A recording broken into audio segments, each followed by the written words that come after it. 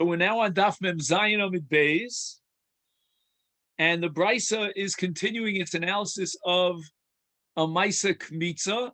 And in fact, in order to finish this Amud, we're going to have to look at a number of diagrams that sort of clarify how Kmitza works, but not right now, later on the Amud. And I have a number of diagrams here in the Masechet. We're going to talk now a little bit about a Machvas and Marcheshes. And these are two categories of menachos. They're almost the same in terms of what we're learning now. And they require a kind of frying, a tigun. A machvas, of course, is a frying pan that's pretty flat. You know, it's not deep, whereas a marcheshes is very deep. And as opposed to other menachos, where the kmitza is done on the solis, and as you just add the shemen into the solis, you have the refined flour, and then you do the kmitza. And then what happens is that when the Kohen does the kmitza, anything that flows out just simply falls. But not so in the case of minchas, machvas, and marcheshes, because there the kmitza is done at a much later stage, after actually the frying process is complete. And then they break up the fried, it's almost like a bread, or call it a cake, and they break it up into small pieces. I use the mashal. I don't know if this means anything to you, but matzah farfel. You know, you take a matzah and you break it up into small pieces, you get farfel. Now, with regard to matzah farfel, now you're going to do a kmitza on the farfel. Now, a lot of the pieces are quite hard as a result of the frying process. And it's very difficult for the Kohen to do the kmitza, and then how does he get rid of the excess, the excess minchas machvas that goes beyond his finger? You know, it doesn't automatically fall to the ground, and therefore, mochek means if he wants to flatten it out, so that whatever is the overflow will be removed, because kmitza has to be exactly the kmitza, and anything beyond the kmitza is nechal l'zichrei kuna, that's called shirayim. So what he does is mochek begudlo milamala ubetzbo haktana milamata. What he does is he's got these particles of the minchas machvas in the palm of his hand, and what he does is he uses his thumb to sort of break away the excess pieces, while he is using his pinky. Again, I can't do it. My pinky doesn't go down that far, but to knock off the excess pieces on the bottom. And Zoe Avoda Kosher Shebimigdash. We'll soon see that there are a number of avodos that are classified or described as kosher shebimigdash, like malika and oaf will soon. And this is one of them. Because again, it's very difficult to flatten it out in a way that they're a part of these particles, which are called in Hebrew psisim or ptitim, and they're outside of his komets, and to disconnect them from his komets and make sure that he's not missing any of the komets, that he's got all of the komets, but all the excess is removed. And the Gemara says, Zohi, are you telling me that this is the only difficult avodah shebimigdash? The word zo indicates in the singular, v'sulo, and there are no other avodos. I'll give you another two examples that I know of, says the Gemara, of an avodah kosher. Ha'ika, we have the avodah malika, which applies to what's called a chatas ha'of. And the Gemara says in Zvachim Adaf Samach Dalid, he avodah kosher shebimigdash. It's a very difficult avodah. And he writes here in the note that the oaf is al gav yado. He grabs the oaf onto the palm of his hand. And again, the oaf at this point is alive. And he grabs the wings of the oaf with two of his fingers, holding down the wings. And the feet he's holding down with another two fingers. And then he's got one finger that's free, that's his thumb, and he stretches with his thumb the throat of the bird, and then with the fingernail, he drives it into the throat of the bird. And all this is going on, according to at least the Rambam Shita, with one hand. This is very, very difficult. Now, in addition to that, Ika Chafina, the scooping of the Ktores with the two hands of the Kohen Gadol, that's also called by the Gemara later on Daf Mem Tes, Avoda Kosher Shemimigdash. And he writes in the note here that Chafina Rishona, the first time he does Chafina, Natal Ktores Bishir Moli Chafna V'Nasan Lekaf, he scoops up the amount of Moli Chafna and pours that Ktores into the kaf. And when he gets the Chafina Shnia, which he's going to do in the Kodesh Kodashim, Sarich Litol Es Kolak Ktores Shebakaf, he's going to have to take all the Ktores, the entire Ktores that's in the spoon, without leaving out any part of the Ktores whatsoever, because the amount of Ktores that's in the kaf is equal to exactly Molei Chafna.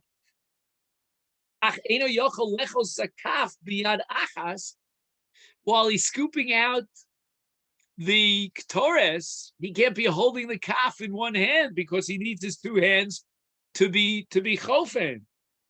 Kesad osa. So how is it humanly possible to do this chafina while he's holding on to the kaf?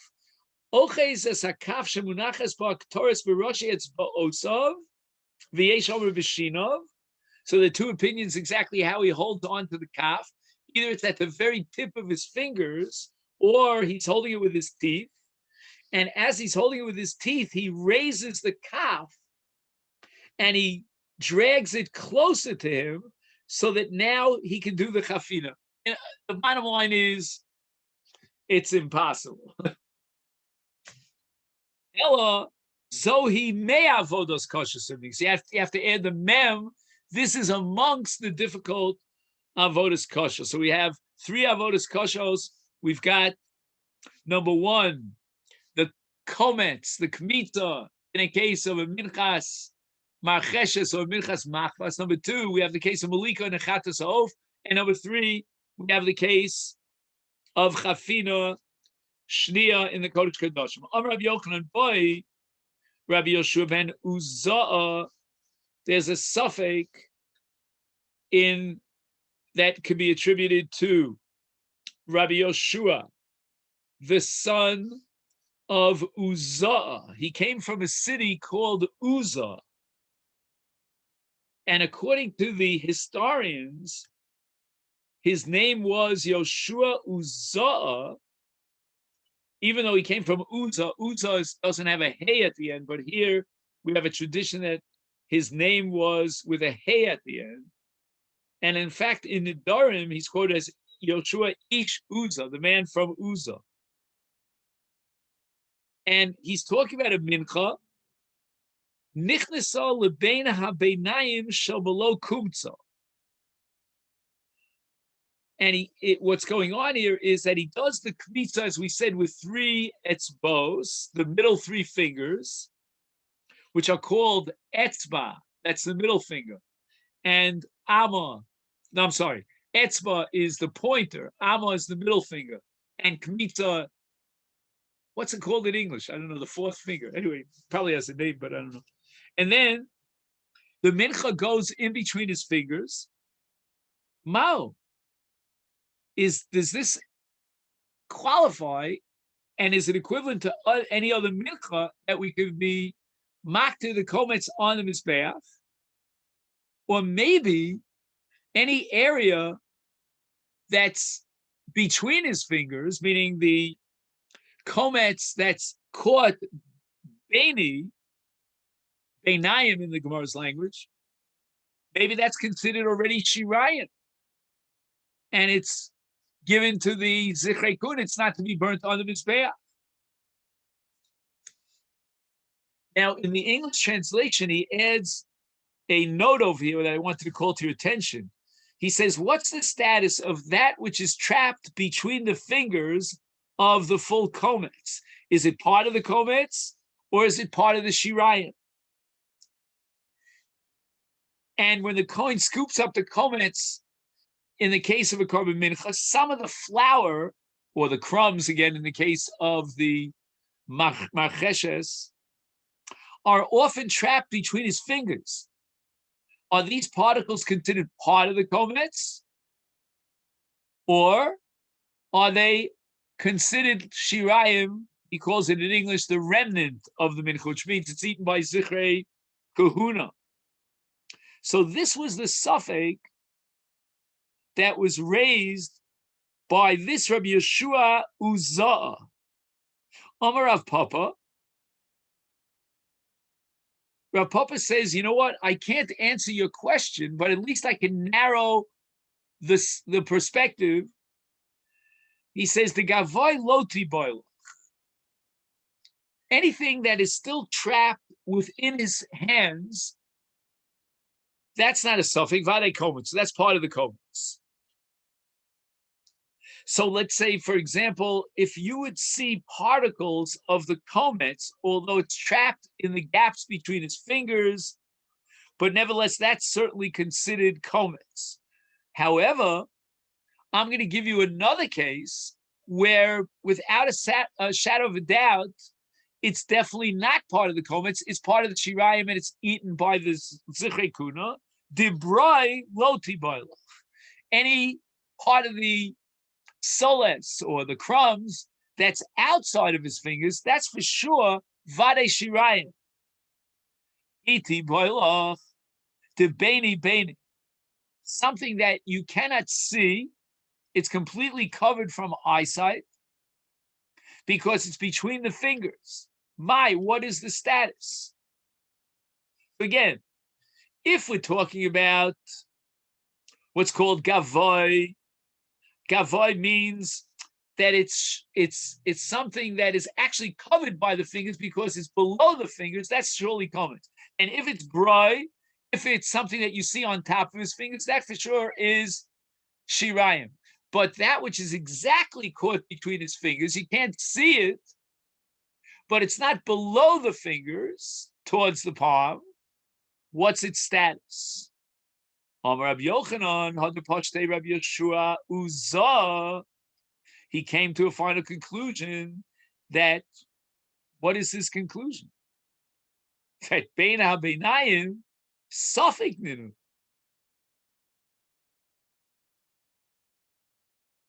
What does that mean?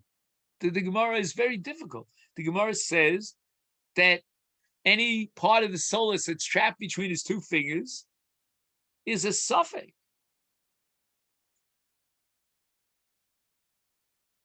What does that mean? We have something called Bein HaShmoshos, right? Bein HaShmoshos is safek Yom, safek Laila. It sounds like he's equating Bein HaEtzbos to Bein HaShmoshos. If we can make that equation, Beini is going to be Bein HaBeinayim is a safek. On the one hand, it's part of the kometz. On the other hand, it's part of the shirayim. It has both dinim. So I want to read to you a comment here in the name of the Ritva. He says, "Ein dina kekometz vadai, v'lo keshirayim vadai." It doesn't. We can't treat it neither as this nor as that. And he writes, Rabbi Yochanan Omer Rabbi Yeshua ben Uzah digdek harbe kidei lifshot sveiko ukshenochach she'ena yochel lefosho hisik es adover b'teiku v'yesh linog bo kidin safek. So that's the sheet of Tosfos that he couldn't come to any conclusion. Again, the language of the Gemara doesn't sound like that. But the Ritva writes shenifshot that his final conclusion is shenidon kibitoch hakometz. We have to define it in both categories. The Yeshbo Kometz Vishirayim Mu'uravim Zebezeh. It has a combined din of Yom and Lila, I call it, of both Kometz and Shirayim. Ooh, look at this. This I'm telling you, Jerry, I didn't cheat. Uke'ena suffix shel bein hashmoshos. Beautiful. In other words, it's both Yom and Lila. So the Gemara asks, Hechi Ovid. So what do you do with something that has both? I mean, it's mutually exclusive. If it's a kometz, it has to be burnt on the mizbeach. If it's shirayim, it has to be eaten by the zikrei kuna. So what are you going to do with it? Baruch Shekivnu. Omar Rav Chanina, maktir kometz l'chudei tchila v'hadar bein haBeinayim. He says that let him do a haktara on the kometz unto itself. That part that's below his fingers and is trapped between his fingers and the palm. And then hadar afterwards, he's going to be maktir the bein haBeinayim. What does that do for him? If you're going to tell me that he should do it the other way around, and he should start by being maktir, that which is between his etzbos, dilma shirayim ninu, maybe its status is that of shirayim, and if he was maktir at first, then what's the status of the balance of the shirayim? Havilahu shirayim shechasru. It's a case where part of the shirayim is missing, because again, we're going now according to the side that it has the status of shirayim, and now you burnt it on the mizbeach. The chasru ben kmitza l'aktorah. That if after the kmitza, before the aktorah, you lose, right? It disappears into thin air, part of the shirayim, then al yidei sheiktiv in Israel. Then Omar Mar, we have a statement of the Chachamim, this is Gemara Menachos, that shirayim shechasu ben kmitza l'aktorah. If after the kmitza, before the aktorah, you lose part of the shirayim, is ein maktirin aleim es hakometz. The whole enterprise of the kometz is completely null and void. Kometz is only valid if after the kmitza you have the entire shirayim. So therefore, we're going to be maktir the kometz first. So the Gemara says, I don't get it. What have you accomplished by being maktir the Torahs first? The hachi, fine, you were maktir the mincha that was the kometz, the vade kometz, and now you have the mincha that's bein hatzbos, that part of the mincha that's trapped between his fingers. Is hashnanami, you have a problem too. Even now, when you first were maktir the kometz, now you have a chisaron in Aktorah. Why? Because Ikri Khan, we're going to apply the principle in this particular scenario of Kol Shemimenu Li'ishim Arehu Bibal Taktir, meaning any carbon that you maktir part of the carbon, the Eish of the Mizbech demands its part, and now the rest of the carbon is subject to an Isur of Bal Taktiru. And we derive this in the Gemara Menachos Nun Zayin from the Pasuk of Vayikra Beis, Lo Saktiru Menu Ichei Lashem, Ein Lahaktu Dover, Shekvar Nitan Mimenu Kol Aroi Liesh LaMizbeach. And now it's very possible that the part of the mincha that's caught between his etzbos belongs to the status of shirayim.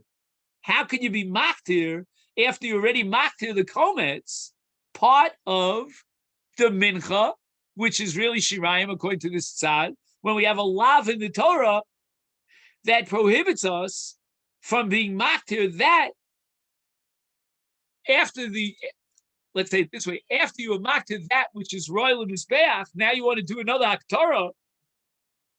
The Torah says, Bal taktiru. So once you have maktir the chelik that's royal in mizbeach, leisham mizbeach, then the rest of the carbon comes underneath of Bal taktiru. So you can't tell me, well, you know what? Let's say the Bein Ha'atzmos, right? The what's it called in his language here? He calls it Bein Beinayim. Let's say that the status of that is Shirayim. So you might say, so what difference does it make if I'm maktir on the Mizbeach? So the Kohanim will get a little bit less than what's coming to them. No. Allah is that once you have maktir that which is royal Mizbeach, and the Eish Mizbeach has a claim to it, you're not allowed to be maktir anything beyond that on the Mizbeach. So we're really in a bind here if the final conclusion of Yeshua Zah was that the status of Bein Ha'atzmos, this part of the Mincha, is both part of the Mincha, the Kometz, and at the same time, it has the status of Shirayim. So Gemara answers, Amar Rabbi Yehuda Brei, Rav Shimon ben Pazi, the Maktir le Lishum Eitzim, that part of the solace that's caught in between his fingers, he is going to make a Tanai. He's going to say the following. If they have the status of Shirayim, then when I burn them on the Mizbeach, I'm doing so l'shum eitzim. There's halach of atzei marocha, which means that we take logs of wood and we feed them to the Mizbeach. I'm not in event that the Bein Ha'atzmos has the halacha of Shirayim, and I'm going to be maktir, and it sounds like I'm violating the Isur Bal Taktir. No, I'm not violating the Isur Bal Taktir, because I'm making a statement, a declaration that I'm doing it l'shum eitzim. And atzei marocha, you can always add whatever you want to add to the atzei marocha in order to keep the fire on the marocha going. But I'm not doing it l'shem aktara. And in this case, I sideswipe the violation of Bal Taktiru.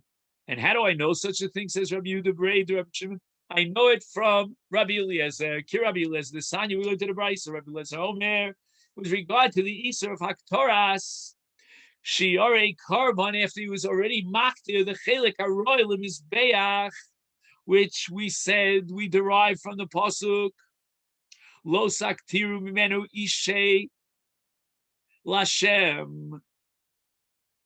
And in the very next pasuk that follows, it says, "Vela mizbech lo yalu l'reach nichoach." So why does the Torah add the two words l'reach nichoach? L'reach nichoach. If he's makrivit l'shem carbon, that's called l'reach nichoach. Then iatomala. Then you violate the isur lo saktiru. Aval atomala l'shum eitzim. But if you want to put them on the mizbech as if they were fuel for the fire, that is not l'shem aktara.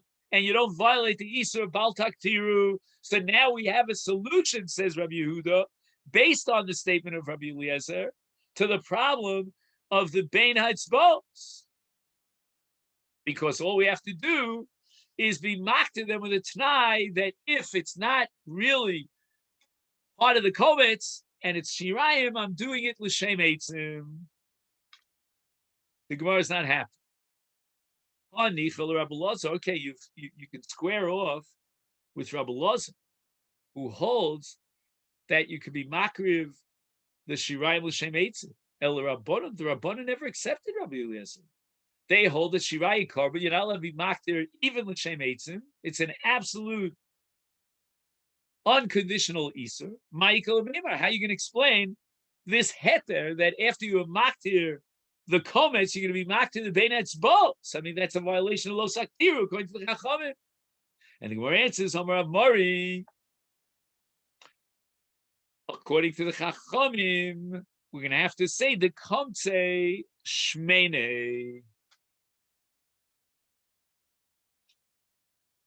Okay, so now we mentioned earlier that there are different sizes in Kohanim. Kohanim come in different sizes. And we were talking about the size of their hands. Now we're going to talk about the size of their bodies. And there are Kohanim Shmenim, Feta Kohanim. Okay. It's not nice to call a Kohen a shaman, but in this case, he has a special malyusa. He has a big plus. His surplus is a plus. And why is that? Because the flesh between his fingers, as a result of the fact that he's pushing his fingers together, there's going to be flesh that comes out of his fingers, so to speak. And therefore, there's no space between his fingers where the mincha could actually fill in. So that Enochinami, you have a problem. If the Kohen who does the kmitza is Eno Shaman, he's not a fetter, he's not a fat guy, then the mincha is going to end up between his etzbos, and we're not going to know what to do with that part of the mincha that's trapped between his etzbos. We're going to have a suffix, maybe it's part of the Kohen, part of the Shirayim. But if, on the other hand, we can find a Kohen whose flesh will protrude between his fingers in such a way that there won't be any Shirayim that's caught in between his fingers, then we're okay. So the Gemara says, Hashdados Lahachi, if you've got, you're so desperate that you're going to have to say the only way of doing kmitza with a takana, so that there's no part of the solace that's caught between his fingers, is you're going to have to introduce a fat Kohen, is Rabbi Eliezer Nami. Let's go back to Rabbi Eliezer. L'chatchila, why don't we do the following? The Kamtzi Shmenim. We should invite Kohanim Shmenim, because again, when Rabbi Eliezer was matir to be matir the Shirayim L'Shem Eitzim, that's because there's no other possibility, there's no other way out. But if we now have a Takana Cheres, then in this case, we should give the Kmitza to the Kohanim Shmenim, and we don't find anything between their, we won't find anything between their fingers. We don't have to be matir L'Shem Eitzim. And that's the final conclusion of the Gemara. Now, before we go into all the, we're going to have a bunch of sveikas of Rav Papa. I just want to read to you as we close this sugya, the footnote here in the English translation. He says that since their fingers are fat, nothing gets trapped between the fingers. The excess flesh of each finger presses against that of the adjoining one, and therefore there's no space between them, and nothing can get caught in between their fingers. Rabbi Eliezer stated that we can offer the edible parts as firewood only regarding a situation where there's no other option, such as in the case of chatas, of what's called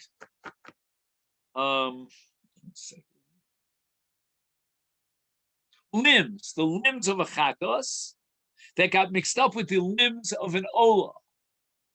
And in such a case, we don't want to invalidate all the limbs, so Rabbi Eliezer allows us to burn them on the fire as wood, as fuel. Here too, if it occurred that a thin Kohen did the kmitza and some of the particles would trap between his fingers, Rabbi Eliezer would permit burning the questionable particles, but he agrees that initially we should avoid this situation and we should have these Kohanim doing. Now, what happens if you have the mishmar of the Kohanim and the Kohanim are thin, they're not fat? So it's a turn of the thin Kohen to do the avodah on a particular given day, and there's a mitzvah of kmitza.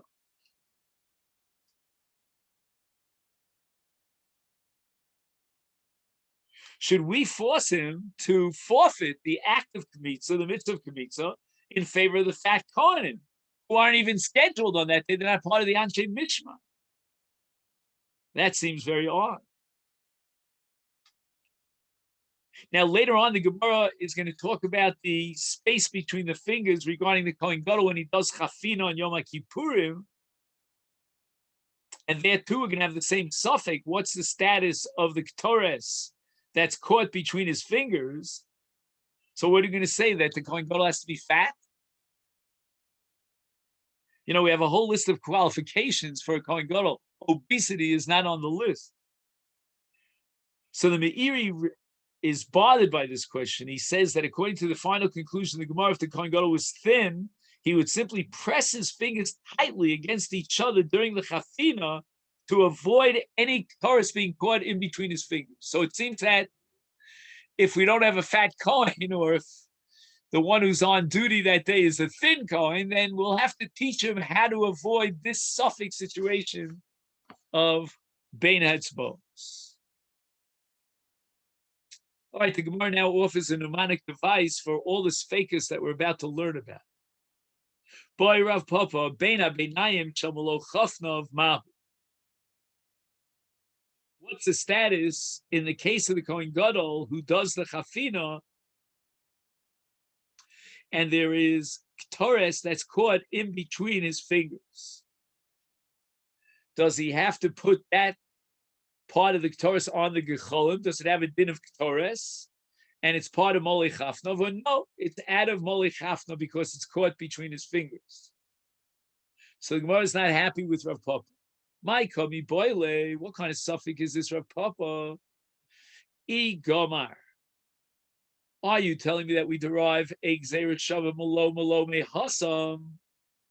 That in both the cases of kometz mincha and in the case of Bain of the malo chafna, the Torah used the word malo, and we should derive a gzeirat shava, and therefore, just like in the case of a kometz, we are not maktir birutzo, anything that goes above his fingers, outside his fingers, is not part of the Aktorah.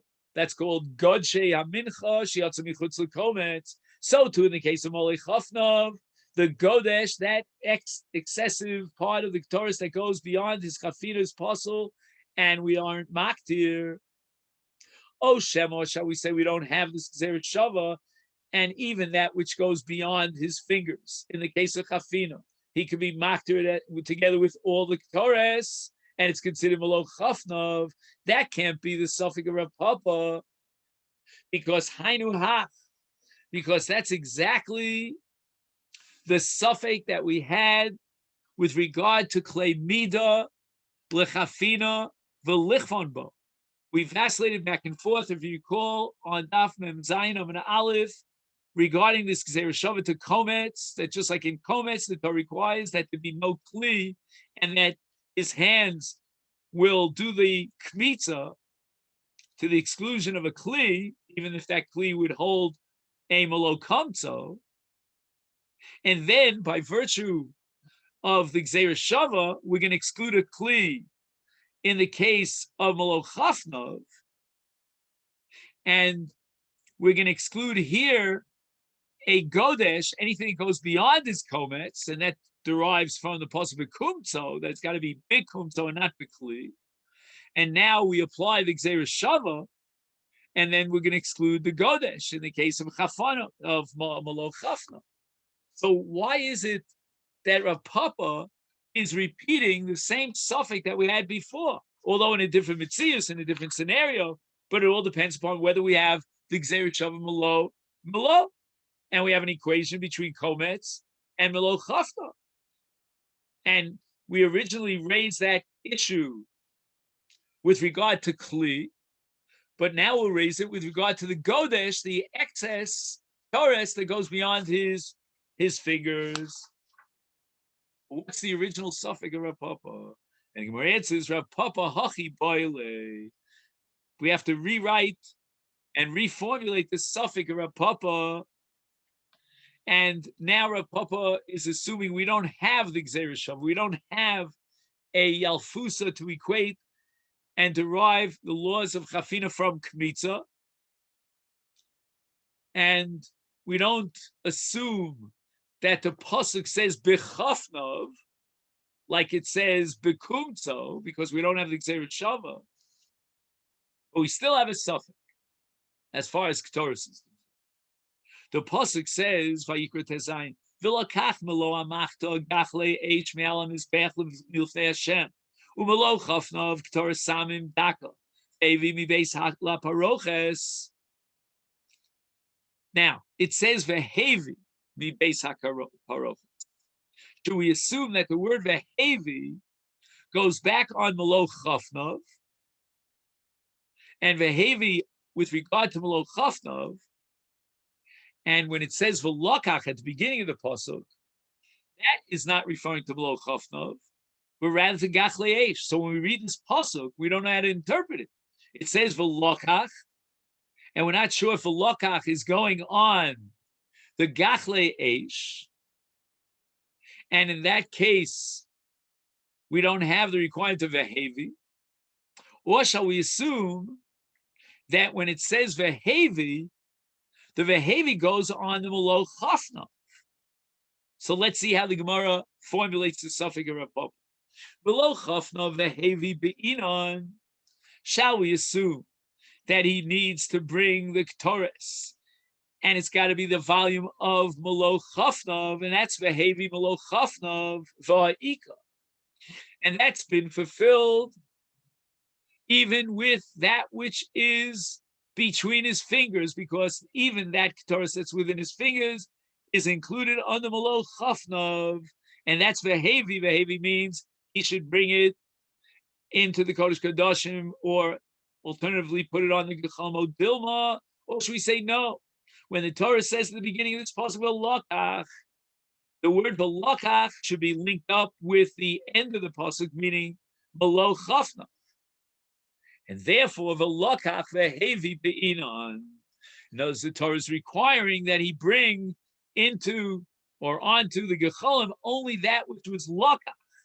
And Velokach Umalech Fana Chafna of Torah Samim Daka, only with regard to the Torah Shalokach do we say Vehevi Mibeis HaParoches, and he has to bring it as the Torah Shalokach Voleka, and that would not be fulfilled with the Torah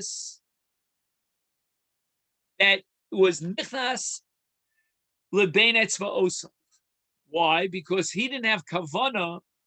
It wasn't his intention that he would have Ktores trapped in between his fingers. And that would be a Lekicha Shaloba Miskaven. And we have a principle that Lekicha Shaloba Miskaven Lav Shmei Lekicha. So when the Torah says V'lokach and then Vehevi, it excludes that which is caught in between his fingers, because Lekicha Shaloba Miskaven Lo Shmei Lekicha. And that would mean that if he brought onto the Gecholim, onto the coals, and he was maktir, that part of the Torah that was between his fingers, that's not included in Lekicha. Teku. We have no answer to this question. And now the Gemara is going to bring a whole slew of questions of Rav Papa, and the answers to each of these questions is Teku. Rav Papa, Pshitali, I have no doubt about the following case, Malo Kumto, with regard to a Kometz, when the Parsha of Kometz Mincha applies, then Kidima Kamsi Inshi. The Kmitza should be the Derech HaRagil Anoshim, the way that normal people would do the Kmitza, which means that he puts his fingers into the soles, and his fingers are Lamata. And I'll show you the picture in just a minute.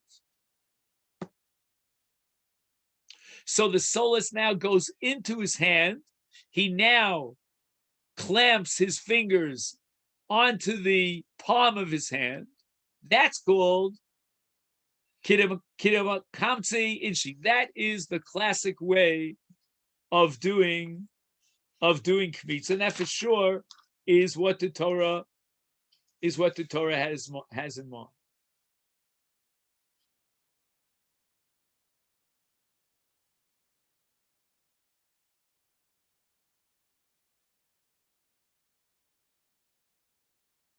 He says here in footnote number 25 that the normal manner of filling one's komets is by holding the palm vertically.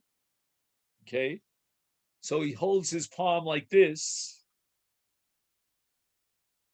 with the sides of his fingers facing downwards.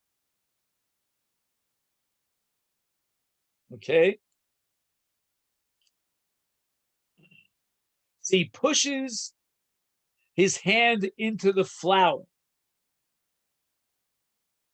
and he scoops by bending his three fingers over his palm, pushing his hand through the flour. So by pushing his hand through the flour, some of the flour gets caught between his fingers and his palm. That's for sure the normal manner of filling the komets. But boy, Rav Papa, what I don't know is what's the status of the following kmitza? Komatz beroshe etzbaosov mahu. He scooped up the komets with the tips of his fingers. So instead of pushing the side of his hand through the flour, he placed an open palm into the flour. I'll show you the picture in a second. And then he pushes the tips of his fingers through the flour and closed his fingers on his palm, filling it with flour. So he's now pushing the sides of his hand through the flour.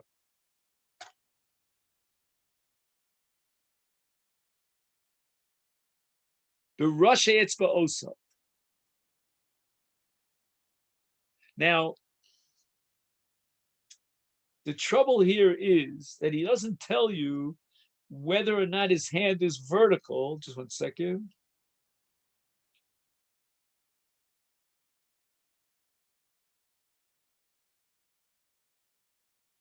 I'll tell you what I think he means.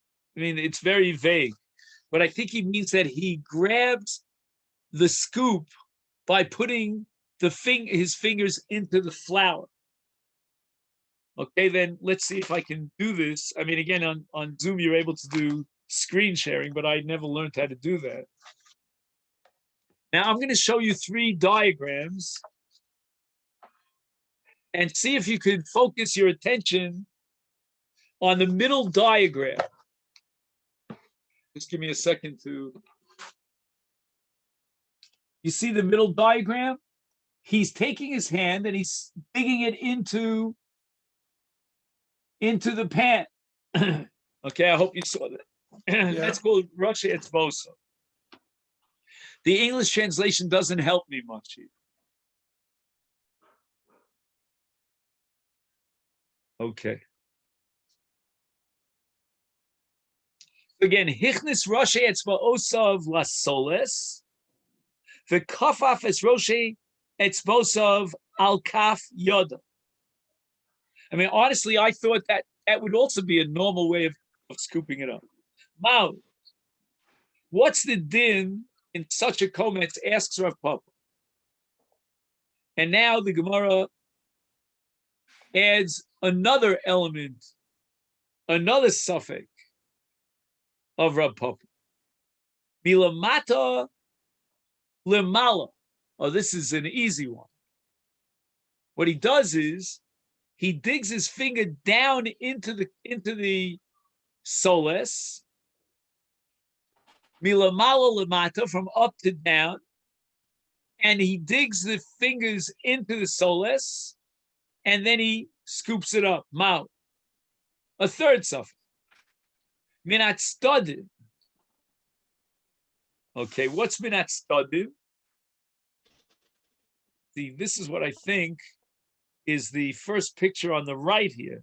Let's see if I'm right. Minat studim. Hiniach gav yodo ala soles. Okay, so the palm of his hand is now flat on the flour. Lo tochav bo etzba osov.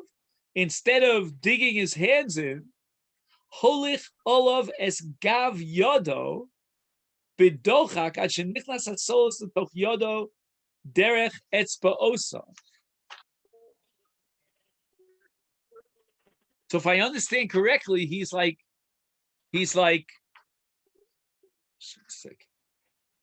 oh, he has a picture here. So now what you're going to look for now is it's on the top right, but for you, it'll be on the top left. Again, see if you can see this on the top left. I can't point to it and hold on at the same time. It's a Vodesh Koshev Shebemigdash. In any event, what you see on the top right here, the way I'm looking, or flip it around top left, is that he digs his hand into the solace and he pushes it in from the sides. Teku, in all these cases, Rav Papa has no final conclusion. Rav Papa, another suffix with regard to the Ketores. Now we're leaving the comments of Menachos and going back to the Ketores, the Chafina. Pshitali, there's no doubt that Molei Chafnav Kiri Chafnei Inchi. That if the Kohen Gadol, when he does the Chafina of the Ketores on Yom Kippur, he does it the way it's normally done, which means that he digs his hands into the sides of the Kli, like that. And what it means is that his two pinkies are facing each other. And he digs in towards the bottom. He brings the ends of his hands together and pushes them one next to the other, such that the Ketores is now filling it up. But basically, he's doing like this. Remember the Allstate commercials. But by Rav Papa, Chafan Baroshe Etzba'osav. Now, again, we're going to take a look at a diagram here. In this case, instead of digging his hands in, he puts the ends of his fingers into the Ketores and scoops it up. Okay, then? That's called Chafin Baroshe Etzbosov, Mam. And that we have a suffix.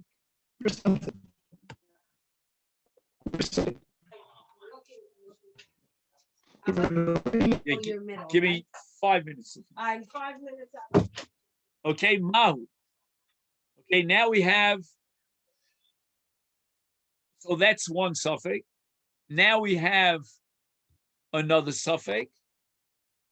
Sorry, just taking the technology.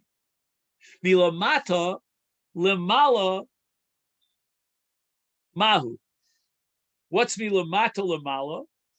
It's very similar to the previous case. The previous case was Rashi Etzba'osav. He scoops it up like that with the tips of his fingers. In this case, he's digging his hands all the way in and scooping them together. Now he has a third suffix about chafina, minatzad, which means that hichnis es haktores lechafnov. So now he has the ktores between his thumb and his pointer. And it's not a case of chafina kiderech haragil like the normal people. So here we'll have a picture. If you take a look at the bottom picture on this page, then you'll see what this means, minat sad.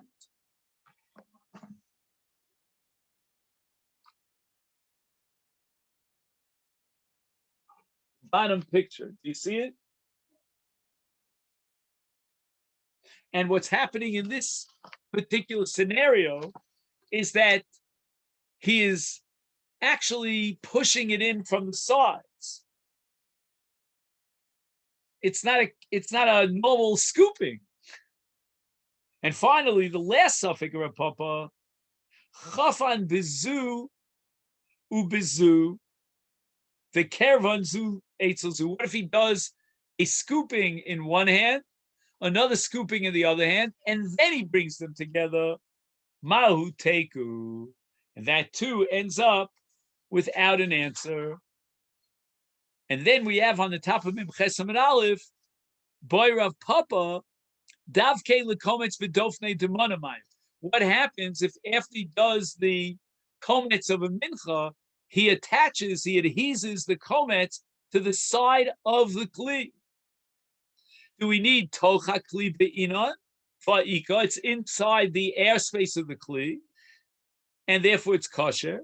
O dilma, should we say hanacha b'tocho kitikno be'inon? We need the normal way is that he takes his kometz and he puts it on the bottom of the kli. Here it's on the airspace of the kli, attached to the side of the kli. Valeka teku, and this also becomes a teku. So here's where we'll stop. Boy, marber of ashi, and if you get a chance, sometime either today or Sunday, you'll listen to Memches, which is the Shabbos stuff, which I'll have. Hopefully today, I'll have it on YuTube. Let me take this opportunity to wish you a wonderful Shabbat Parshas Ba'aloscha. Shabbat.